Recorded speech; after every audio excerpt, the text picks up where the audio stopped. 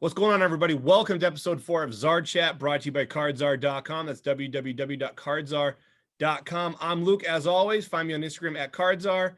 And we are joined by a very special guest, Zach Kamen of DCSports87 Live Breaks and Consignment on Facebook Live and eBay. Zach, thank you very much for joining us tonight. Yeah, man. Thanks for having me. It's been about 3 years. Zach and I have known each other. Pretty much, Zach, I'm going to call you my dealer because you are the reason why I fell back into this hobby hook, line, and sinker. You weren't the first card that I bought, but you were the biggest. You were my first big purchase as an adult. Back in 2017, Kyrie Irving came to the Celtics, and I saw his card on like Instagram or on Twitter, something like that. I'm like, let me buy this card. And then it wasn't from you, but then what happened was I started searching eBay, and I found one of your consignments, and I got your business card. And I'm like, what the hell are live breaks? Like, I've never heard of a live break. Logged on to Facebook, started following you. And I actually reached out to you directly and said, hey, what exactly is a break? And I can't thank you enough for walking me through, naive Luke, who had no idea what the hell a break was. Oh, wow. I answered you? Oh, yeah. You were great. Wow. So back in 2017, like I said, my first big card was a Jason Tatum rookie autograph from Hoops. It was like $100. Again, not a huge card, but at the time it was big.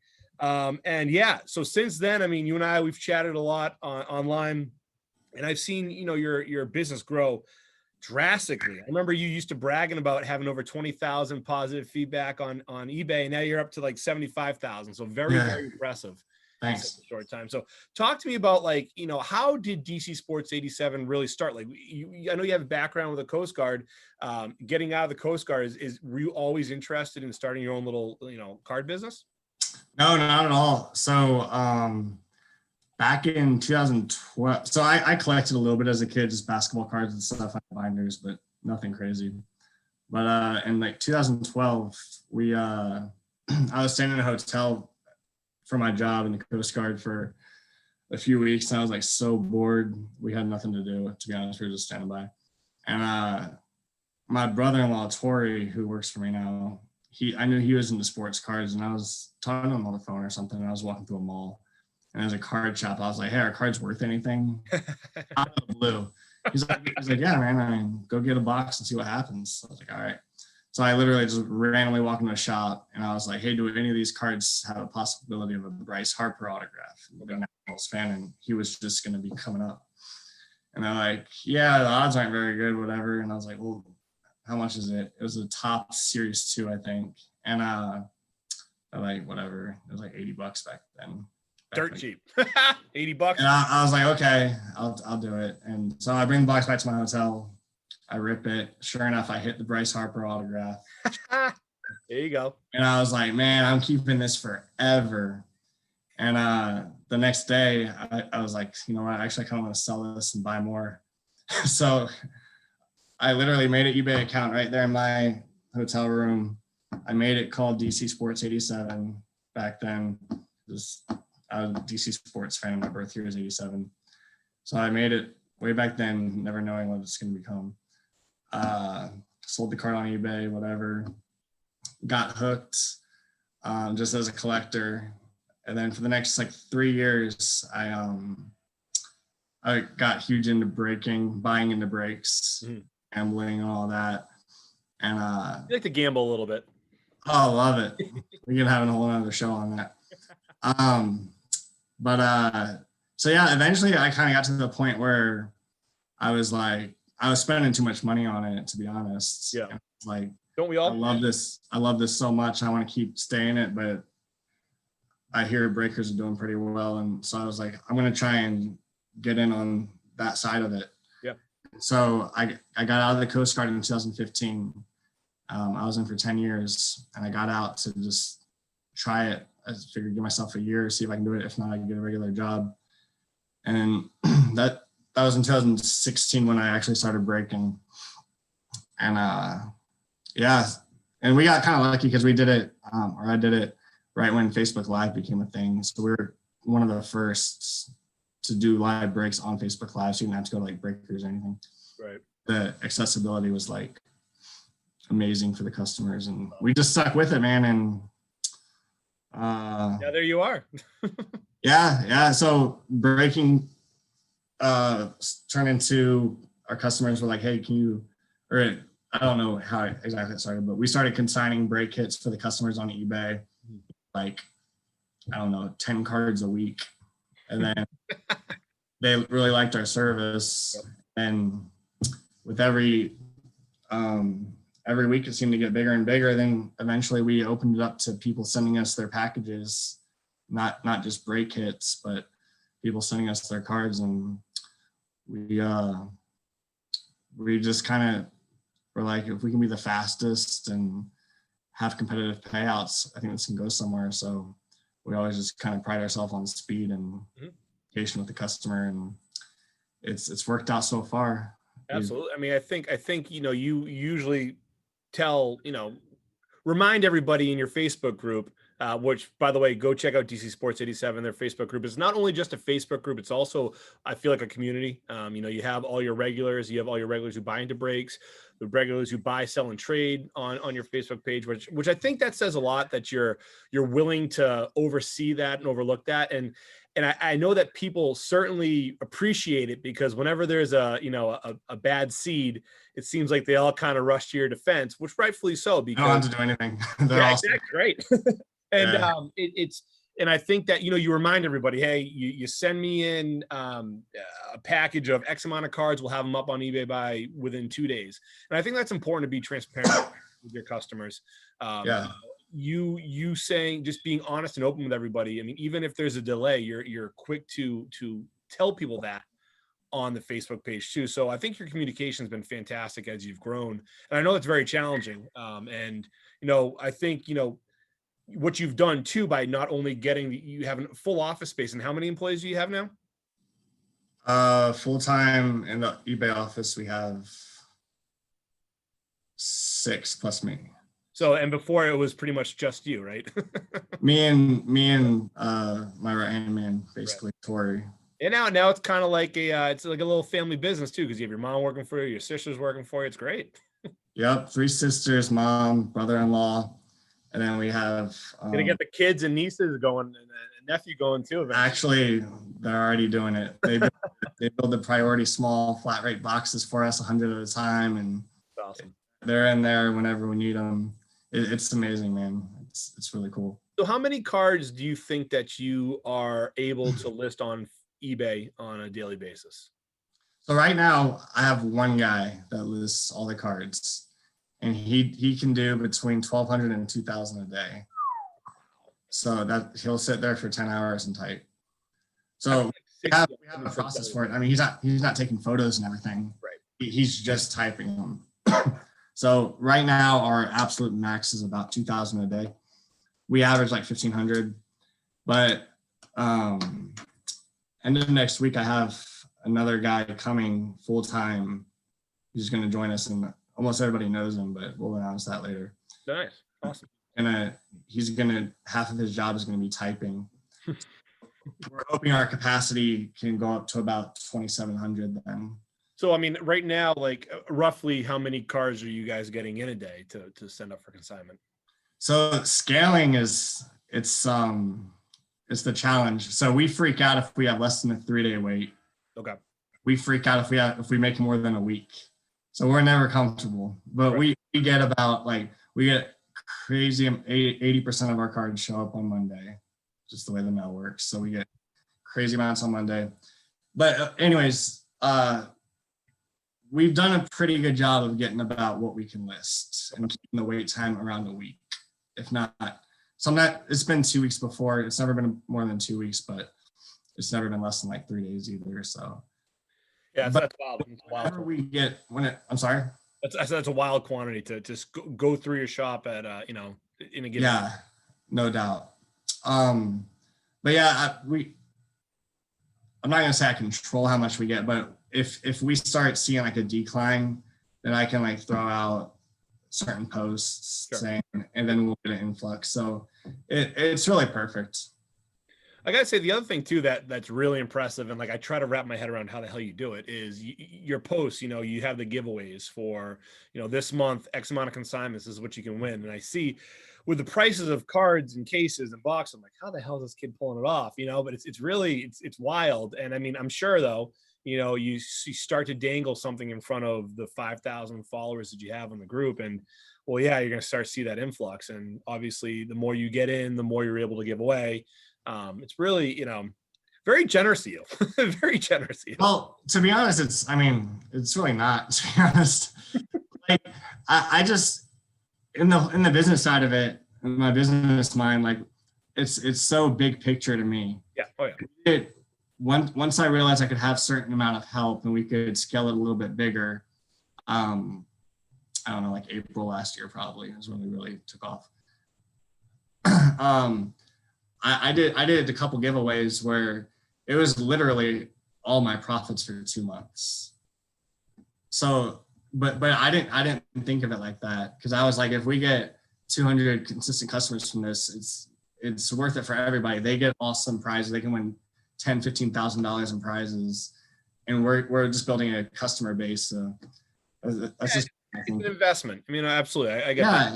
Yeah, of course. And everybody wins, because we are giving the stuff away. So it's awesome for the win or have a chance to win.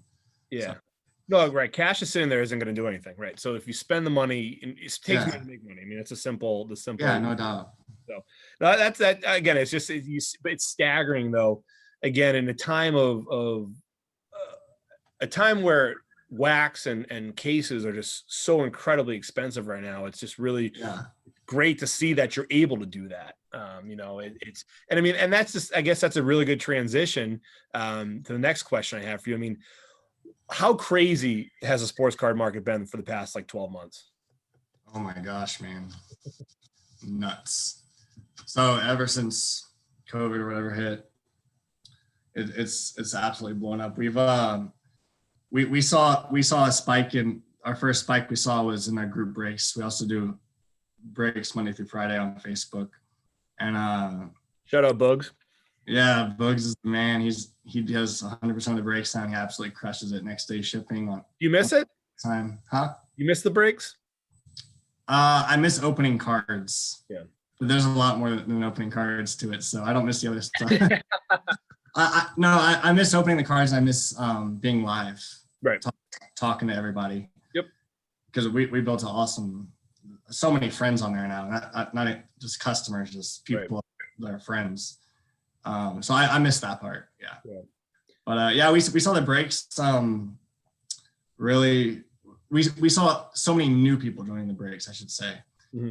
So many names. Like before, we would always have like X amount of new people per day or whatever, and that was cool. But like we were seeing like half the roster on every break, like 5, 6, 8 breaks a day, like typing in new addresses, and we're like, that was really the eye opener when we just saw so many new people, and we always kind of reach out and be like, hey, how'd you find out about us or whatever, and just be like, oh, just like we search sports cards and stuff. We're brand new to the hobby, so many people that were new to the hobby. It wasn't just like people coming from other breakers and stuff. So that was pretty wild, man. Just so many new people, I guess, just sitting at home and realizing that sports cards is real. Yeah. I think too, what's great about breaks is that with cards being so expensive nowadays, it's a cheap way to get in on something and to learn. You know, instead of spending, $500 on a box of illusions, you're spending $20 on your team, and maybe you have the opportunity to get that one card you really like, or you hit a big card and all of a sudden you're hooked. Like, so that's what's great about breaks, especially in a time where not everybody has a ton of disposable income, but at the same time, they have nothing but time, and the internet is, or Facebook's free. So right. No doubt. You can go. You got $500 to spend. You can go buy one box, so you can get in 10 breaks over the course of a week and enjoy the time. So it is amazing for sure. Yeah. So what have been your challenges especially with, because I know that, before it was so easy just to get wax from the distributors, from your LCS. What have been some of the challenges now that some of the supply has been kind of, dried up because there's so much demand nowadays? Yeah. So we, I got a little bit lucky, I guess, getting in with the distributors in 2016. before we're by no means the old guys on the block at all, but since then there are a lot of newer guys, and so we were able to get in 2016 and kind of lock in most of our numbers as long as we still spend money with them on other stuff. Mhm. So we do have major, like, it's a grind to get waxed beyond whatever you get for new releases. It's an absolute grind. You have to make so many contacts and everything, especially as the group grows and the demand for breaks. Like, maybe we used to only be able to fill maybe 1 break a day or 3 breaks a day. Now we could literally fill whatever 3 times that or whatever. And so I'm very aggressive with buying wax. There's avenues though.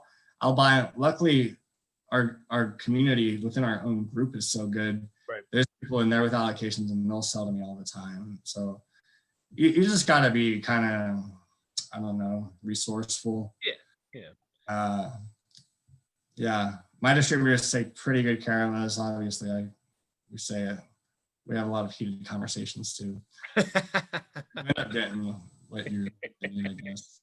Well, I mean, and again, with breaks, you're spending what you need to spend in order to get what you need to get. It's the nature of the game. So Right. I noticed, especially with like a lot of the LCSs, it's just been really tough for them. So I was just curious how your stream has been, but it's just crazy to think that. I mean, how many times do we walk by the retail section at Walmart or Target and just Right. now it's selling for 3-4 times the amount. People are just camping out like that. That frustrates the hell out of me. It's just it's I don't know. It is what it is. Yeah, obviously they can do it. Yeah. But it's wild. It's wild where we're at. Do you think that's going to change? Do you think that's going to, we're going to start to see more? Okay, let me rephrase that. Do you think that the demand is going to go down, or do you think the supply is going to go up? I don't think either. Really? I mean, I guess the supply could go up a little bit, but there's so much. It's so big right now. Right. It's not a secret at all anymore, especially like if you mentioned like Walmart and Target. Yeah. Well, I'm just curious though, if you think that maybe some of the new collectors, they don't get that big hit they thought they were going to get. They're not going to get that $1 million Mike Trout card that they thought they were going to get. Do you think that will kind of turn some of them off from the hobby, or do you think that it's just, listen, you're seeing Deshaun Watson play every Sunday on national TV. He's all over your Twitter feed. He's all over your, all over every highlight, just right on your phone. You can see whatever you want. He's on your fantasy squad. Yeah. That draw the collector into it. Yeah, I think I don't see it going down anytime soon. I mean, you look like a Prism base card of a player pays for your spot in the break. And so like, do you know how many Lamar Jackson I bought off of you for $3 at auction before at the end of his rookie year? And I sold him for like $30 and thought that I was going like the best. Don't look back. Oh. No, but I mean, so I just think the reason I bring that up is like a base card isn't what a base card was 3 years ago. So like you don't have to get that monster hit anymore for it to be like exciting. Obviously you want it, but a lot more people walk away with something they used to, something worth it, Times have changed, man. Times have changed. It's crazy. Dude, it's crazy. It's how do you adapt? Okay, so like what's the future of DC Sports 87? Is it something that you think that how do you differentiate yourself over the next few years? So I have crazy goals. Okay. I'm crazy. Let's hear them. So I definitely want to. I see the eBay consignment thing as. I mean, I don't know how big it could get, but I'll say that 99% of our customers are people who try to stay with us. Mm-hmm. They tell 2 friends, and then they tell 2 friends, and so I think the eBay consignment business is something that's going to be really special. Right now, what do you got? I mean, right now you guys like top 20 in the nation, right? For eBay? Yeah, by volume, yeah, we're right around 20 in the States. and that's with a team of like really 6 people doing all the work. Yeah. So, Now, is that sports cards or is that everything? it's everything. Wow. Yeah. Wow. But the fact that I have one lister right now, like, and we can be, and to me, it's not all about that number. That's not my goal. My number to watch that. It's fun to see it. It's cool. Mm-hmm. I just think we provide such a. I think I don't want to sound too arrogant on here. You can sound arrogant. It's fine. I think you're confident. You're not cocky. I think we offer something that nobody else does for sure, and that's just the speed with the volume, the speed of everything. Yep. The speed of listing, the speed of paying out. Nobody waits more than a day for a payout, which is unheard of in this industry. You can sign with some other people, some other big players, and you go wait 2-3 weeks for your check or whatever. So I just think we offer a more personable experience, and just the fact that you can shoot me a message and be like, hey, there's an error in this listing and it's gonna get fixed. Right. Rather than just the customer loves the fact that they can talk to us, you know. Yeah, I might be 6 hours before I respond, but we're gonna take care of your issue, you know what I mean? Yep. So I think between the volume that we can do, which we do obviously crazy volume already, between the volume and the speed, we had like I said, we had a wait time. I think I told you earlier, we had a wait time once of like 2 weeks, and I like freaked out. Like we didn't like sleep. Yeah. So yeah, almost nobody waits more than a week for their cards to get up. Even if they send us 500 cards, I'm not talking about like 100 cards. Like we pump them out. So I think just the fact that word of mouth spreads, there's these guys who can sign, you get your money the day after the sale if whatever's paid for. And I really just think that the fact that we offer that and the communication and everything, I think it could be something pretty special. No, I agree. I mean, I've purchased many cards from you. I'd say half my PC is thanks to DCSports87. Awesome. I'd have a much bigger house if it weren't for you, Zach, but that's okay. I have a great collection. One of my favorite cards that I bought off you, 2 of them actually, was a Tom Brady printing plate from Contenders and Shaquille O'Neal autograph, like from Prism. Those are just 2 of the cards where, you know, I constantly seek out. Literally, I'd say probably 2 to 3 times a day, I check to see what you have up for auction. Nice. And, you know, watch this item, watch that item. And, you know, it used to be great. I used to get steals. I used to love it. I used to get such great deals, but now all of a sudden, what the hell, Zach? You have all these followers and now people are actually spending money. But yeah, but I mean, it is what it is. It comes with the territory. I mean, it's the amount of cards that you are, not only just the amount of cards, but the type of cards. It's not just the new stuff that breaks. It's the stuff I didn't know I needed from, like, you know, 1995. I bought a Score Inscriptions Vinny Testaverde autograph off you because I thought it was cool. Like, it's just one of those, it's like that unique stuff that you almost only find at like card shows. I think just with all the volume that you have going through DCSports87, I think it just allows for really people to grow their collection. It allows for people to maybe try to invest in a rookie that they think is going to blow up in a few years. And I think it's a really unique and a really great thing that you're bringing to the hobby. And that's why I said, like, you know, you can be arrogant at all you want because you back it up, and your service and your technically really your product speaks for itself, I think. So, you know, I think you're certainly going to keep on moving up in those eBay ranks, and it's a carrot you can keep on chasing. So no doubt. No, yeah. Like you said, I love we get a crazy variety. Like we don't cater to the high end. We don't cater to the low ends. We if you look at us and if you can get all these rookie cards, whatever, for a few bucks, we list the range it's really awesome, the variety on it. So it really brings in all types of clients. What's the biggest card you sold for DCSports87? Put me on the spot, man. I have no idea. Did you sell a big John Morant last year? We sold an RPA. Okay. Yep. NTRPA Morant. Yeah. I'm gonna say like 35 or 40,000 off my head. That's decent. It's decent. We sold something insane recently. I can't remember anything. I don't know what I had for dinner. There's just so much, like I said, there's so much that goes through. Like I can't even imagine. So yeah, no, but it is fun. Click our sold listings and click highest. It'll only show last 3 months, but there's some bangers there, man. Well, it's cool too, is you can always say, like, what I enjoy about selling cards for people or selling cards on my own or breaking cards is I can say, yeah, that $10,000 card I touched that card. I once not owned it, but I once had that card in my possession, and yeah, I sold it for somebody else, but I touched it. So I think it's like, it's a unique, maybe not a piece of history, but it's a unique card.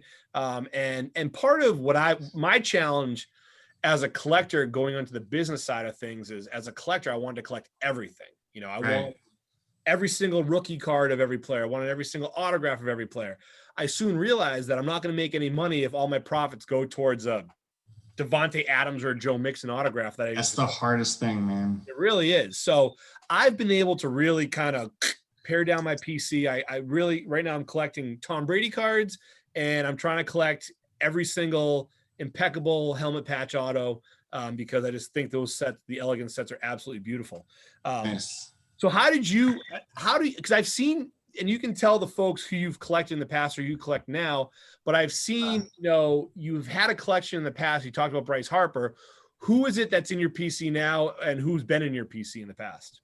So I don't actively buy anymore, which I miss that a lot. That's the fun part of all this. But I needed it every time I had to go to wax at some point. So my collection, though, it's Tyrod Taylor, obviously, VTech. I'm a big Hokie fan. Yep. Virginia Tech. That's how that started. So I've never sold a Tyrod card. If I was more prepared, I would have showed you a couple of them. I have like all of his superfractors and stuff in 2011. Nice. So it's pretty cool. I'm probably the only person in the world that appreciates it. But his mom. And also, it's an ongoing joke too. Yeah. Everyone gives me a hard time about it. But the truth is, back in I'm gonna get my years mixed up. But when he was drafted, the year after he was drafted, he was a backup for the Ravens, and I bought like 150 of his Contenders rookie tickets, and I averaged like $2 to $4 each. And then when he got the Bills starting job, they went up to like $60 a pop. Yeah.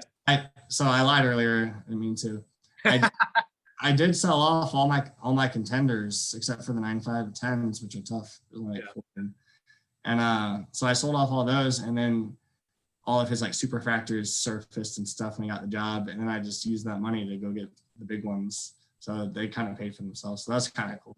But that's what I've always, what I've always thought of it too, is that sometimes if you want to upgrade on a card, you just make a wise business decision. And what I've learned too is I don't have to have every single card of a single player. Like my other PC for the longest time was I wanted every single Patriot card I could come across. And then it just got to a point where like, do I really need this 25-cent Daniel Graham card from 2003? No, I don't. So, eventually it's kind of like, okay, let me just get rid of this and start to really focus on, what I really care about, what I really enjoy. And, I think that when you're fresh back into the hobby, it's like, for me, it was so overwhelming because I've been out of it for 5-6 years, and I felt like I had to get caught up. But then eventually I realized, I don't need to go rainbow chasing for Prism for every single Patriot player, because guess what? It ain't going to happen. Especially nowadays. Yeah, seriously. I mean, perfect example of like where the industry's gone.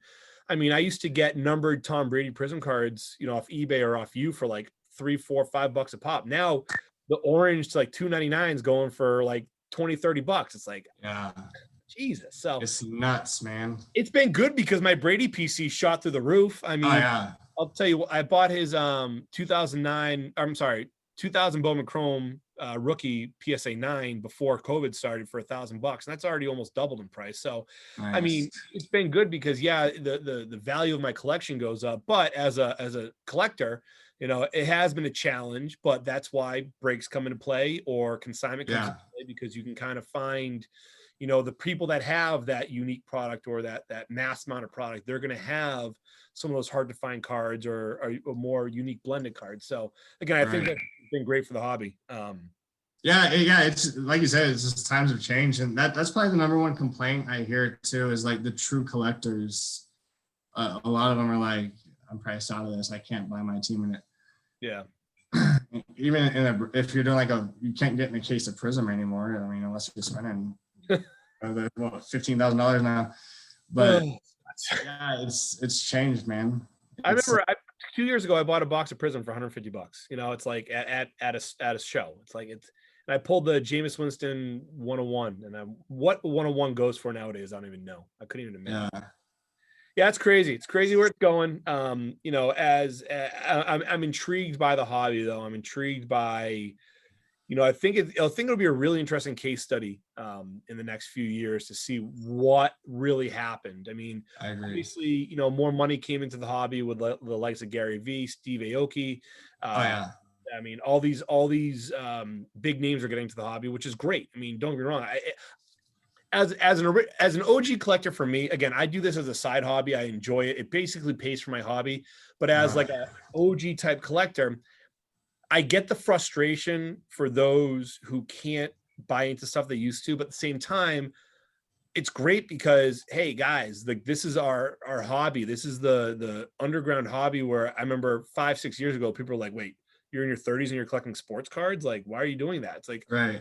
Well, let me explain to you. I turned a $50 card into a $2,000 card, and all of a sudden they're like, whoa, you did what? Yeah.